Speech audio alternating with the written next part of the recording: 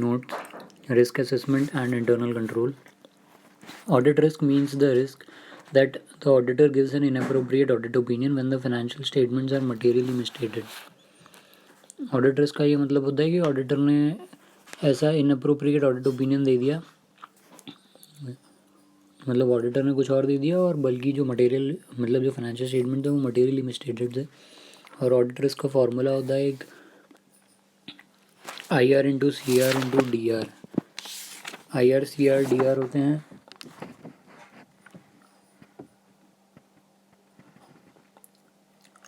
Internal risk, control risk and detection risk.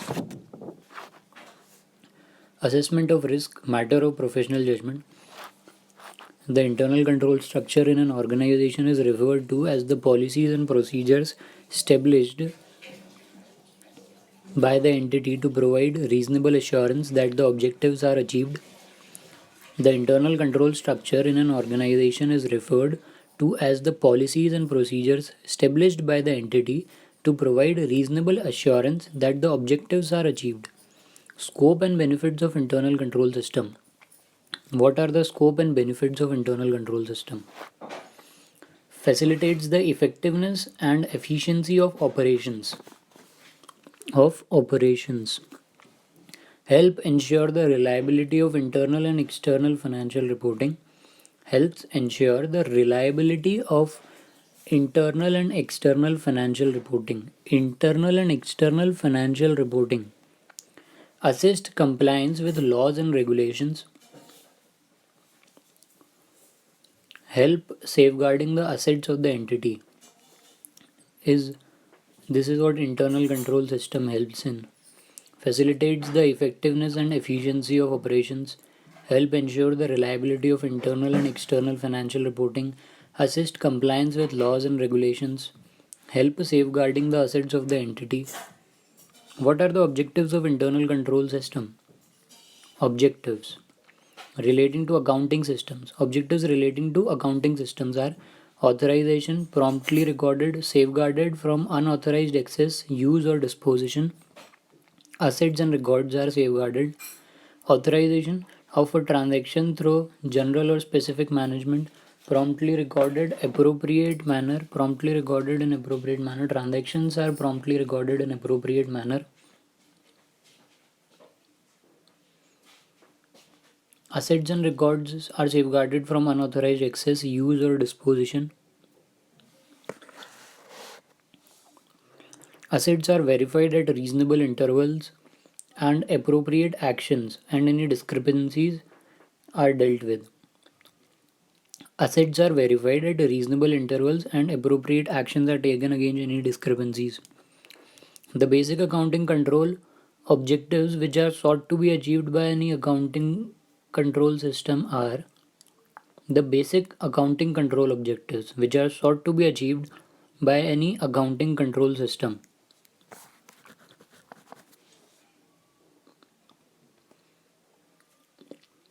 Recorded, that all transactions are recorded, all transactions are real, properly valued, recorded timely, properly posted, properly summarized, properly classified and disclosed.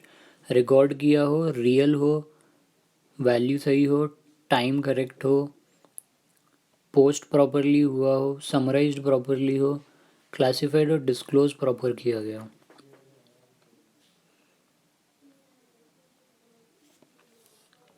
What are the limitations of internal control?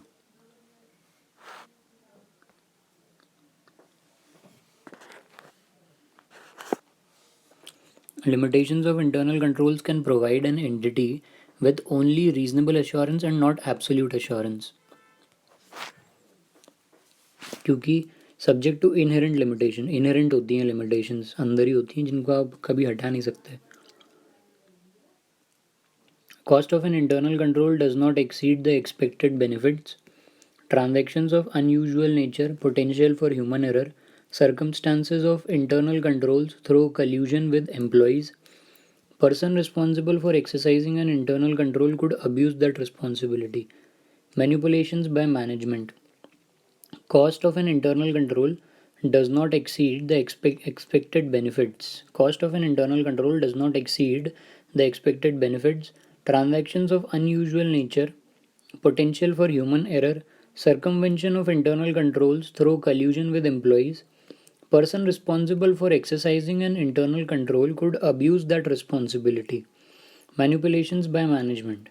Cost of an internal control does not exceed the expected benefits. Transactions of unusual nature, potential for human error, circumvention of internal controls through collusion with employees. Person responsible for exercising an internal control could abuse that responsibility. Manipulations by management. Structure of internal control. Segregation of duties, accountability and safeguarding of assets. Authorization of transaction, adequacy of records and documents, independent checks. This is what a structure of internal control.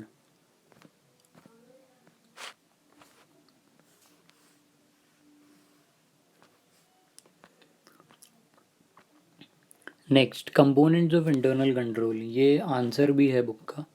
Control environment, control activities, information system and communication, monitoring of controls, entity risk assessment process. Components क्या क्या होते हैं internal control के? Control activities हो, information system and communication, control environment, entity risk entity risk assessment process, control environment, control activities, information system and communication, entity risk assessment process, monitoring of controls. Control environment, communication and enforcement of integrity and ethical values, commitment to competence, participation by those charged with governance, management philosophy and operating style, organizational structure, assignment of authority and responsibility, human resource policies and practices. This what comes under control environment, communication and enforcement of integrity and ethical values, commitment to competence, participation by those charged with governance, management's philosophy and operating style, organizational structure, assignment of authority and responsibility, human resource policies and practices. Entities risk assessment process. Risk can arise or change. Risk can arise और change in operating environment. Risk कैसे arise होगा, risk change कैसे होगा? Change in operating environment, operating environment change हुआ अपना तो risk आ सकता है. कोई नया बंदा काम करने आया तो चेंज हो सकता है. बहुत ज़्यादा ग्रोथ हो रही है तो रिस्क अराइज हो सकता है. कॉरपोरेट रीस्ट्रक्चरिंग किया तो रिस्क अराइज हो सकता है. नई टेक्नोलॉजी लेके आए उसमें भी रिस्क है. न्यू और रिवैम्ड इन्फॉर्मेशन, नई इन्फॉर्मेशन है उसमें भी रिस्क है. नया बिजनेस मॉडल, नया प्रोडक्ट, नई एक्टिविटी, उसमें भी कुछ ना कुछ रिस्क है ही. Expanded foreign operations, new accounting pronouncements, entities risk assessment process. Risk can arise और change in operating can arise or change due to change in operating environment, change in new personnel, there is rapid growth, corporate restructuring is there, new technology, new or revamped information systems are there, new business models, products or activities, expanded foreign operations, new accounting pronouncements. Next, internal check system. Internal check system क्या होता है? Internal check system implies organization of the overall system of bookkeeping and arrangement of staff duties in such a way that no one person can carry through a transaction and record every aspect thereof. Internal check system ये होता है एक organisation में कि overall एक system हो आपका book keeping का और अरेंजमेंट हो प्रॉपर कि स्टाफ ड्यूटीज़ क्या क्या हैं, कि किसका काम क्या है, इन सच अ वे, और उस तरीके से होना चाहिए कि एक इंसान का काम दूसरा चेक कर रहा हो, जो रिकॉर्ड कर रहा हो उसका काम चेक हो रहा हो. One carry through a transaction and record every aspect thereof, और जो भी काम कर रहा है वो रिकॉर्ड हो रहा हो. The system provides existence of checks on the day-to-day transactions which operate continuously as part of the routine system, whereby the work of each person is proved independently or is made complementary to the work of another. मतलब already check हो day to day transactions में checks लगे हुए हैं, मतलब कि आपने ये कुछ किया तो आपने जो वैल्यू डाली अगर वो गलत डाली होगी तो वो वहीं के वहीं एरर दिखा देगा उसी को, और उसको डालने ही नहीं देगा। चेक्स वहीं वहीं चेक हो गया वो, तो उसको सही डालना पड़ेगा। विच ऑपरेट कंटिन्यूसली रहते हैं, और रूटीन सिस्टम्स में अगर आप डाल दोगे तो whereby the work of each person is proved independently, सबको अपना काम सही करना पड़ेगा, और is made complementary to the work of another, तो दूसरे का काम का उसको फॉर्मेटिंग भी पता रहेगी कि हाँ ये ऐसा ही आएगा, तो उसमें चेक भी कर सकता है वो properly. Objectives of internal check system, ये एक नया टॉपिक चालू हो जाता है यहाँ से। ऊपर इंटरनल कंट्रोल सिस्टम के बारे में था पूरा, control environment, components of internal control, फिर अब ये इंटरनल चेक है। इंटरनल चेक सिस्टम के ऑब्जेक्टिव्स क्या होते हैं? Detect errors and frauds, minimise commission of errors and fraud, increase the efficiency of the staff, locate the responsibility area, protect the integrity of the business, avoid the misappropriation or embezzlement of cash। Internal check system के objectives क्या होते हैं कि checks क्यों लगाते हैं हम? ताकि रिस्पॉन्सिबिलिटी एरिया को लोकेट कर सकें कि कौन रिस्पॉन्सिबल है इस काम के लिए, protect the integrity of business, business की इंटेग्रिटी प्रोटेक्ट रहे, अवॉइड द मिस अप्रोप्रिएशन और एम्बेजलमेंट ऑफ कैश, कोई कैश चुरा के नहीं ले जाए हमारे ऑफिस से, increase the efficiency of staff, staff की एफिशिएंसी भी इंक्रीज होती है क्योंकि गलत काम नहीं कर रहे हैं ना, उनको चेक वहीं के वहीं चेक हो रहा है, तो किसी को जाके ले जाके चेक कराने की ज़रूरत नहीं है। Minimise commission of error and fraud, गलती होने के चांस और फ्रॉड होने के चांस कम हो जाते हैं। Detect error and frauds, detect हो जाते हैं एरर और फ्रॉड्स अगर इंटरनल चेक सिस्टम होता है तो। Effectiveness of an efficient system of internal check, clarity of responsibility, standardisation, division of work, appraisal. Effectiveness of an efficient system of internal check कैसे पता चलेगा कि भाई सबको अगर अपनी रिस्पॉन्सिबिलिटीज़ क्लैरिफाइड हैं, सबको पता है कि हमें क्या काम करना है, डिवीजन ऑफ वर्क हो प्रॉपर, सबका जो काम है वो बटा हुआ है, अप्रेजल प्रॉपर है कि आपने अच्छे से काम किया तो आपको इतना अप्रेजल मिलेगा, स्टैंडर्डाइजेशन है कि इस पोस्ट के बाद ये वाली पोस्ट मिलेगी आपको अगर आपका अप्रेजल हुआ तो, स्टैंडर्डाइज्ड है, सिस्टम्स स्टैंडर्डाइज्ड है कि यहाँ से अगला प्रोसेस यही होगा, कुछ चेंजेस नहीं होंगे उसमें, मतलब चेंजेस होंगे तो भी एक स्टैंडर्डाइज्ड तरीका रहेगा पूरा काम करने का। अगर स्टैंडर्डाइज्ड है, डिवीजन ऑफ वर्क है, अप्रेजल हो रहा है, क्लैरिटी ऑफ रिस्पॉन्सिबिलिटी है, तो it is an efficient system of internal check. General conditions pertaining to internal system, no single person should have complete control over any important aspect of the business operation, किसी एक बंदे के पास पूरा complete control नहीं होना चाहिए किसी भी इंपॉर्टेंट एस्पेक्ट का बिजनेस के, डाइवर्सिफाइड होनी चाहिए, डिवीजन होना चाहिए वर्क का proper. Staff duty should be rotated from time to time, staff को रोटेट करते रहो डिफरेंट डिफरेंट डिपार्टमेंट्स में ताकि गलतियाँ पकड़ में आए उनकी। Every member of the staff should be encourage to go on leave at least once a year, ये जनरल कंडीशन है कि भाई उनको छुट्टी पे भेज दो साल में एक बार ताकि उनका काम चेक कर सको आप। Persons having physical custody of assets must not be permitted to have access to the books of the accounts, books of accounts. Person जिनके पास फिजिकल कस्टडी है एसेट्स की उनके पास बुक्स ऑफ अकाउंट्स मत दो एसेट्स की ताकि वो कुछ फेरबदल नहीं कर पाए। Exist an accounting control in respect of each class of assets,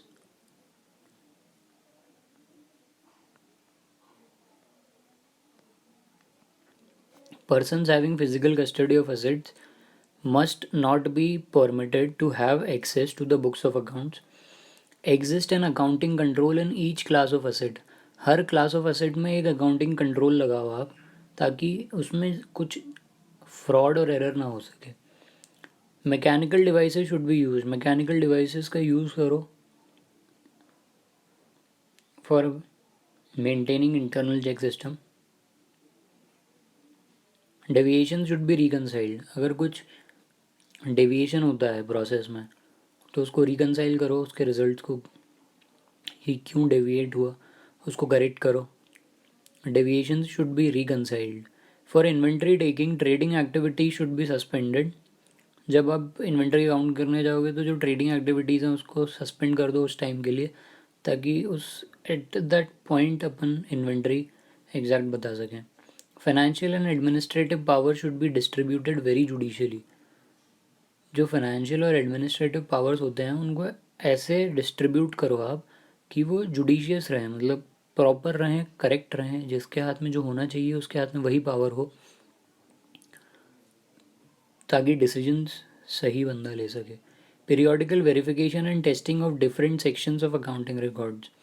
और पीरियोडिकली वेरिफिकेशन और वेरीफाई करते रहो और टेस्ट करते रहो हर different sections of accounting records को. Method of recording. Methods of recording क्या क्या है? मेथड्स ऑफ रिकॉर्डिंग में आता है क्वेश्चनियर, चेकलिस्ट और फ्लो चार्ट. तो क्वेश्चनियर क्या होता है? A questionnaire is a set of questions framed. मतलब एक क्वेश्चनियर होता है, एक सेट होता है क्वेश्चंस का जो फ्रेम किया जाता है. उसमें a questionnaire usually consist of several separate sections devoted to areas such as purchases, sales, trade receivables, trade payables, wages etcetera. हर एक डिफरेंट डिफरेंट सेक्शन के लिए डिफरेंट डिफरेंट क्वेश्चनर्स होने चाहिए. सेपरेट सेक्शंस होते हैं इन सब के, परचेज के लिए अलग क्वेश्चनर, सेल्स के लिए अलग, ट्रेड रिसीवेबल्स के लिए अलग, ट्रेड पेएबल्स के लिए अलग और वेजेस के लिए अलग. It may take a pretty long time to be filled sometimes. कभी कभी बहुत ज़्यादा टाइम भी ले लेता है ये भरने में. The auditor himself may be required to fill the answer. कभी कभी ऐसा भी हो सकता है कि ऑडिटर को भी क्वेश्चनर भरने पड़े, क्योंकि it is a part of internal check system. कोई दिक्कत वाली बात नहीं है. चेकलिस्ट. चेकलिस्ट क्या होती है? It is a series of instructions और क्वेश्चंस और internal control which the auditor must follow और आंसर. मतलब आपको एक लिस्ट दे दी कि भाई आपको इसके हिसाब से काम करना है, ये चेक करना है. तो हर एक चेक करते जाओ, टिक करते जाओ, चेक करते जाओ, टिक करते जाओ. और अगर कुछ आंसर लिखना उसमें, जैसे नॉट एप्लीकेबल हो गया, या फिर टिक किया और उसके साथ कुछ एक्स्ट्रा और लिख दिया उस पर. बेसिकली तो यस और नो लिखते हैं, but this is a series of instructions और questions on internal control which the auditor must follow और आंसर. या तो फॉलो करो या आंसर करो. If it is in the form of question, अगर क्वेश्चन फॉर्म में है, द आंसर जनरली येस और नो और not applicable is entered opposite the question. A checklist is more in the nature of reminder to the auditor about the matters to be checked for testing the internal control system. एक reminder की तरह होता है checklist. फिर flow chart. The flow charting technique can also be resorted for evaluation of the internal control system. It is a graphic presentation of internal controls in the organization. मतलब जो internal controls हैं organisation के, उसको अगर graph में आप बदल दो तो that is what a flow chart is.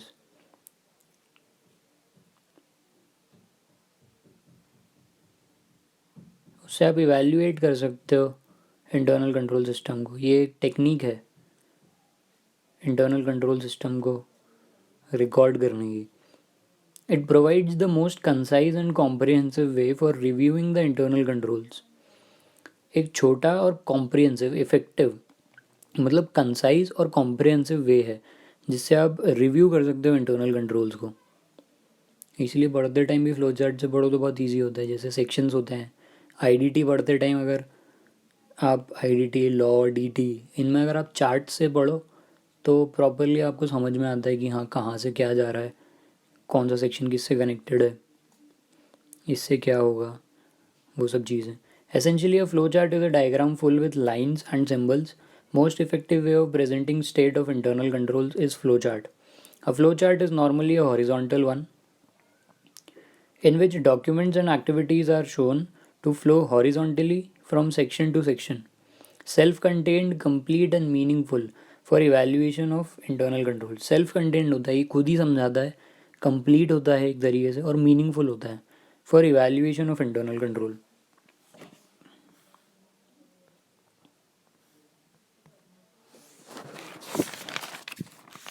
Next is internal control assessment and evaluation. Internal control का असेसमेंट और इवैल्यूएशन. स्टैंडर्ड ऑपरेटिंग प्रोसीजर्स से आप इंटरनल कंट्रोल असेसमेंट और इवैल्यूएशन कर सकते हो. A well defined set of SOPs help define role, responsibilities, process and controls and thus helps clearly communicate the operating controls to all touch points of a process. Enterprise risk management, segregation of job responsibilities, job rotation in sensitive areas, delegation of financial power, document information technology based controls. Standard operating procedures में a well defined set of SOPs होते हैं which help define role, responsibilities, process and controls and this helps clearly communicate, ताकि आप clearly communicate कर सको जो operating controls हैं to all touch points of a process. हर एक पॉइंट को टच करते हुए आप इवैल्यूएशन और असेसमेंट कंप्लीट कर सको अपना। Process and controls does help clearly communicate. Enterprise risk management, segregation of job responsibilities, job rotation in sensitive areas. Sensitive areas में job rotation proper हो. Segregation of job responsibilities, जिसकी जो responsibility है उसका जो सेग्रीगेट किया गया है, उसको जो पावर्स दिए गए हैं वो according to that job are suitable. Enterprise risk management, ERP होता है जैसे एंटरप्राइज रिसोर्स प्लानिंग, वैसे ही ERM भी होता है, एंटरप्राइज रिस्क मैनेजमेंट, जो उस पर्टिकुलर एंटरप्राइज के लिए रिस्क है उसको मैनेज करना as enterprise risk management. Delegation of financial power documents, information technology based controls, information technology based controls हों ताकि चेक करने में ईजी हो और मैन पावर भी कम लगे। Next is reporting to clients on internal control weakness, ये एक आंसर है बुक का थर्ड वाला। The auditor should communicate such material weaknesses to the management or the audit committee, if any, on a timely basis. This communication should be preferably in writing through a letter of weakness or management letter. The letter lists down the areas of weaknesses in the system and offers suggestion for improvement. ये letter में क्या लिखा होता है कि जो area of weaknesses हैं उनकी लिस्ट बना दी जाती है और क्या सजेशन देना है ऑडिटर को उसके इम्प्रूवमेंट के लिए, उस वीकनेस को इम्प्रूव करने के लिए आपका क्या सजेशन है वो लिख देते हैं अपन। It should clearly indicate that it discusses only weaknesses. ये letter of weak control internal control weakness में, letter of internal control weakness that is letter of weakness basically, इसमें सिर्फ वीकनेसेस ही लिखेंगे which have come to the attention of the auditor as a result of his audit and his examination has not been designed to determine the adequacy of internal control. ये internal control की adequacy को check करने के लिए नहीं है, ये basically यही है कि इसमें क्या क्या गलतियां हैं सब निकालो और लेटर में लिख दो ताकि उनको इम्प्रूव कर और उनको उन इम्प्रूव करने का सजेशन भी दो। आप बता भी रहे हो और करना क्या है ये भी बता रहे हो।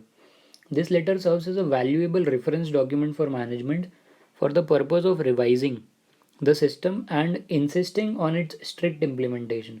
ये लेटर एक वैल्यूएबल रेफरेंस डॉक्यूमेंट होता है मैनेजमेंट के लिए ताकि वो अपने सिस्टम को रिवाइज कर सकें और इंसिस्ट करें कि इस पे स्ट्रिक्ट इम्प्लीमेंटेशन हो, इन वीकनेसेस पे जो भी सजेशंस दिए गए हैं उसके हिसाब से, या फिर कुछ और करना हो तो वो हो। The letter may also serve to minimise legal liability in the event of a major defalcation or other loss resulting from a weakness in internal control। ये लेटर से एक क्या हेल्प होती है कि जो लीगल लाइबिलिटी होती हैं वो मिनिमाइज़ करता है। क्यों?